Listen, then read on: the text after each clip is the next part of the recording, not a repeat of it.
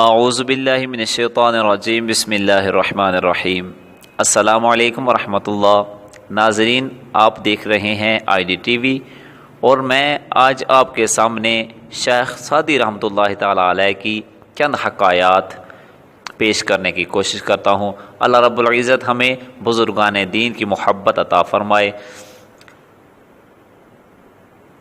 ناظرین، شیخ سعدی رحمۃ اللہ تعالیٰ علیہ کی حکایت۔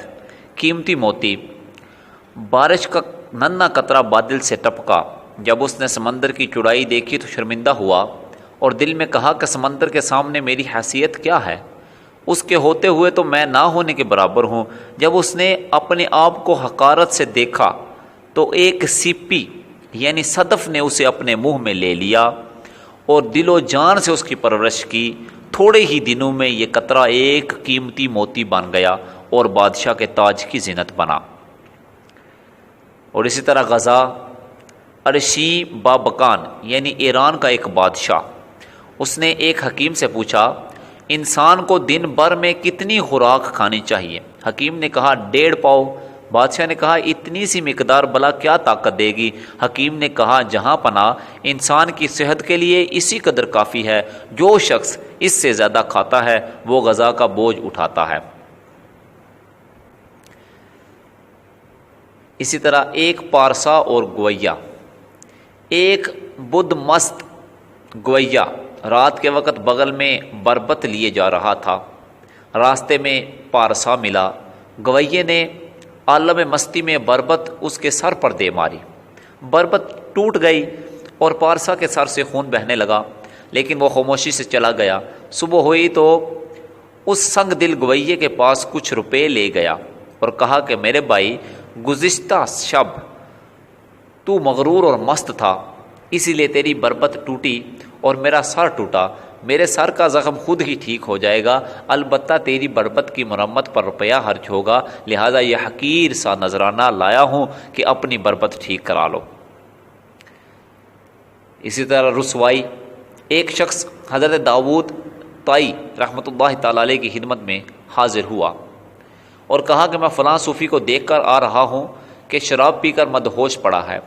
اس کی پگڑی اور جسم کے کپڑے فقے سے لتھڑے ہوئے ہیں اور کتے اس کے گرد جمع ہیں۔ داؤد طائی اس کی باتیں سن کر رنجیدہ ہوئے اور فرمایا کہ بھائی، سچا دوست آج ہی کے دن کام کرتا ہے، جا اور اس صوفی کو وہاں سے لے آ۔ اس نے بہت برا کام کیا ہے اور صوفیوں کا نام بگاڑا ہے۔ حضرت کا ارشاد سن کر وہ شخص مخمسے میں پڑ گیا اور بیچ و تاب کھانے لگا۔ اس کو غلاظت سے لتھڑے ہوئے صوفی کو ہاتھ لگانے سے کراہت آتی تھی، لیکن حضرت داؤد طائی کا ارشاد بھی نہ ٹال سکتا تھا۔ آخر توعن و کرہن جا کر اس مدہوش صوفی کو کندھے پر لاد لایا۔ جب بازار سے گزرا تو سارا شہر اس پر امنڈ پڑا۔ لوگ طرح طرح کے طعنے دیتے تھے۔ کوئی کہتا ذرا اس درویش کو دیکھو، اس کے تقوی و پارسائی اور دینداری کے کہنے۔ کوئی کہتا کہ آج کے صوفیوں کو دیکھو کہ شراب پیے ہوئے ایک مدہوش ہے اور دوسرا نیم بے ہوش طف ہے، اس کی اوقات پر غرض جتنے منہ اتنی باتیں۔ وہ شخص لوگوں کے طعنے سنتا تھا اور خون کے گھونٹ پیتا تھا۔ خدا خدا کر کے اس صوفی کی قیام گاہ پر پہنچا اور خود لوگوں سے منہ چھپائے اپنے گھر گیا۔ آج اس کو جو ذلت اٹھانی پڑی، رات بھر اس کے تصور سے کروٹیں بدلتا رہا۔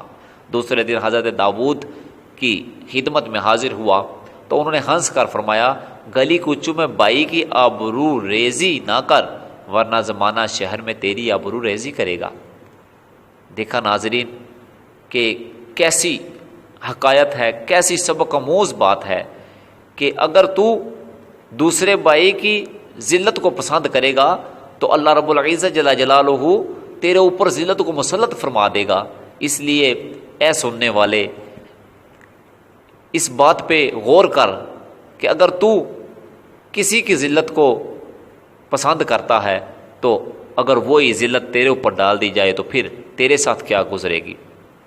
تو اللہ رب العزت جل جلالہ ہمیں ایک دوسرے کی عزت و تکریم کی توفیق عطا فرمائے۔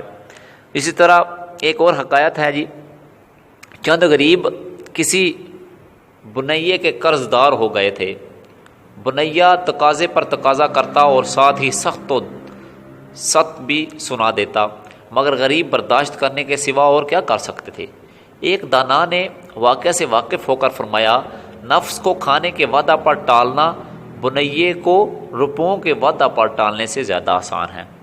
ناظرین، کتنی اچھی بات ہے کہ وہ لکھنے والے نے لکھا، شیخ سعدی نے ہمیں پیغام دیا۔ شیخ سعدی رحمۃ اللہ تعالیٰ علیہ فرماتے ہیں کہ اپنے نفس کو نفسانی خواہشات کے کھانے سے باز رکھ، اس لیے کہ تجھے کسی سے قرض لے کر اپنی خواہشات کو پورا نہ کرنا پڑے، کہ جب تو قرض لے چکے اور اپنی خواہشات کو پورا کر لے تو اس کے بعد تو قرض ادا کرنے کے لیے وعدہ خلافیاں شروع کر دے۔ تو اس لیے اپنے آپ کو نفسانی خواہشات سے محفوظ رکھ۔ اللہ رب العزت جل جلالہ ہمیں بزرگان دین کی باتوں کو سن کر اس سے سبق حاصل کرنے کی توفیق عطا فرمائے۔ وآخر دعوایا ان الحمد للہ رب العالمین۔